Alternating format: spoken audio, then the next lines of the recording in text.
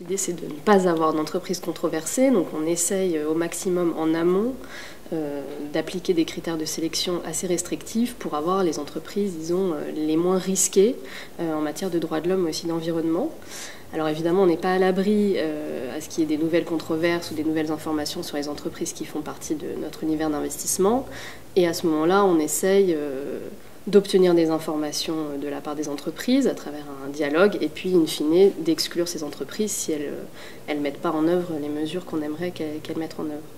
En tant qu'ONG de défense des droits humains, vous ciblez des entreprises controversées pour cette question-là des violations de droits humains ? Alors la FIDH conduit des missions d'enquête sur des violations des droits de l'homme qui peuvent impliquer soit des États, soit des entreprises, soit les deux. Et on publie des rapports. Donc évidemment, on contribue à rendre certaines entreprises qui ne l'étaient pas controversées. Et on essaye d'activer tous les leviers qui sont à notre disposition pour obtenir des améliorations pour les victimes de ces violations, à travers évidemment une pression directe sur l'entreprise, une pression sur les États, mais aussi, autant que faire se peut, sur les actionnaires de ces entreprises controversées.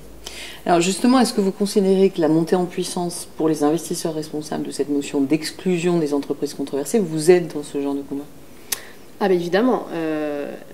À l'échelle de la FIDH, faire un courrier à une entreprise ou réussir à placer un article dans les médias, c'est un peu la limite de ce qu'on peut faire. Si derrière, il y a des investisseurs institutionnels qui représentent véritablement des gros encours et un risque financier pour une entreprise, c'est beaucoup plus efficace que la seule voix des ONG. Donc, il faudrait qu'on développe plus d'alliances avec ces investisseurs qui, d'après nous, peuvent vraiment changer la donne beaucoup plus que les ONG, même si de plus en plus on sent qu'on est écouté et que les entreprises répondent à nos préoccupations.